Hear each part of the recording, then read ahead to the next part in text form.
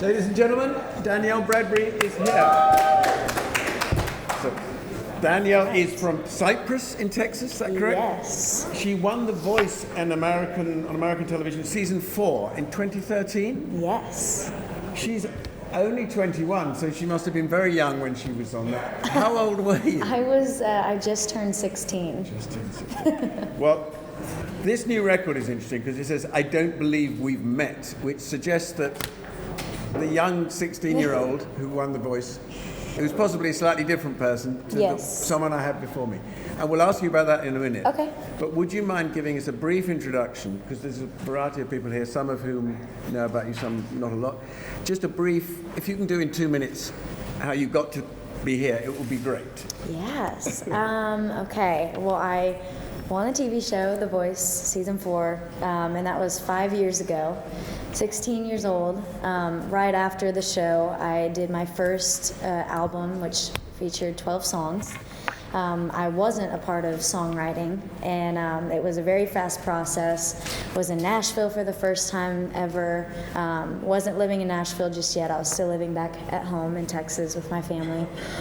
When I was 18 years old, I moved to Nashville on my own, and I started work with my management label and just to get things started. And I was quiet for about 2 years, really trying to figure out who I was as a person, as an artist, just really trying to grow up just from being so young in the beginning. And I started writing a bunch, got in the writing process, and got a lot of songs under my belt. And before I knew it, I had songs for this new record called I Don't Believe We've Met.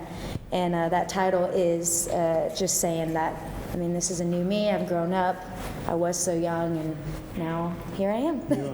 There was another young woman from Texas called Miranda who did well at a TV show, and she waited before she did things, and I think that was wise. This is Miranda. So it's great. So this new record has the song Sway, which is getting played over here. You took a picture with Chris Country, he's been playing it, and other people.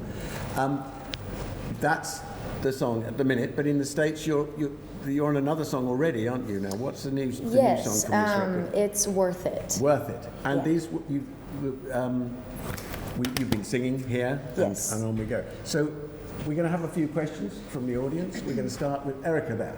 Erica from C2C Radio. Hi. I've listened to the album so many times, I absolutely love it. I am a music fan rather than just a genre-specific person. And when I'm in a kind of poppy mood, I'll sit and listen to like Red Wine or White Cow. Or then if I'm in country, go something like Swing. When you were looking at putting the album together, did you think of it as a genre or just music that you wrote and you liked? I thought about just music I really loved. With the whole genre thing, I grew up listening to so many different types of music, not just country. And I love the storytelling of country music, which I think is so cool. And so I obviously took that and then everything that I just grew up listening to, and whatever came out in those writing sessions and whatever I was feeling true to myself, that's what I would do. I wasn't really thinking about rules or anything. It was just music I really loved. Yeah. And you used the word honest, because it is pretty honest, isn't it? Yeah. Right. Do we have another question? Helen, have we got a microphone? Who's coming? No. Thank you. Hi Danielle. Hi. Country Music Magazine. Can you tell me about the importance of videos? Richard mentioned the video, but can you tell me the importance of videos to you as an artist now? The music videos? Yes. Yeah, I love the process of music videos. Sway was my music video for the first single of the new album, and it consisted of a lot of dancing, because I love to dance too. And I think just bringing the song to life is really special. Like I said, it's very storytelling, and so to make a kind of a mini movie of the song is pretty magical. So yeah. You got someone else? I've got a question. You sing very well. I'm not saying you. this, I'm not for effect. You really have got a very, very Thank good voice. you. You sing very well. So were you trained to sing? Where did the singing come from, please? I wasn't trained. I actually didn't do much vocal lessons. It was just something that I love to do every day after school. Something I love to do just by myself. I love to sing. I love to challenge myself with artists like Carrie Underwood and Martina McBride and all the powerhouses. I love to sing, so it was just kind of a muscle memory type of thing. Yeah. Martina's like you, a small person with a big voice. It's wonderful. So tell us about who these people, the singers you like, not just country. Who are the ones who've inspired you, apart from Carrie and Martina? I listen to Christina Aguilera. She's very pop, R&B, but again, she's a powerhouse as well. I love Beyonce. I mean, it goes on. I love Ariana Grande. She's very inspiring. So it goes on. Yeah. Hi, Zoe Hodges from the Hi. You've played already a few times at this festival now.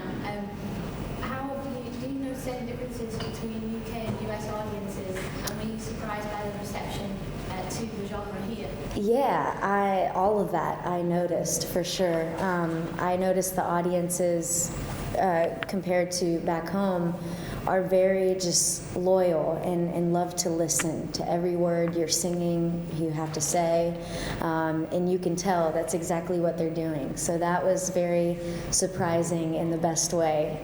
I love that because personally, my songs are very storytelling and deep and not really just raging songs. So that really meant a lot to me that they would sit there and listen and just be very engaged. And they love the pop country and they're into it.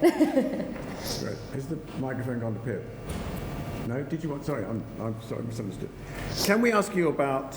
Is there anyone else who wants to ask a question, or are you okay if I ask another one? Because there's a song on here called Human Diary. Yes. Now, that must be a pretty personal song, is it? Could you tell us about it? Because this is one to check out particularly for me.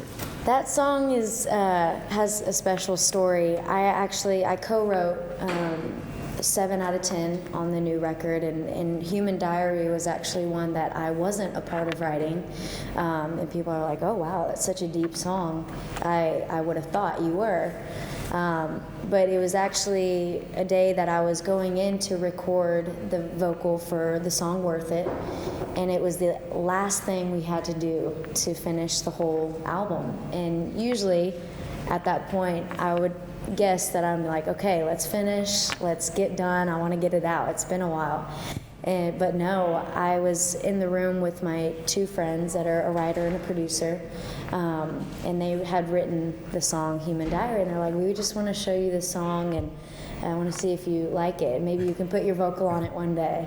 And I was like, okay, let's listen. And I mean, it hit a special spot.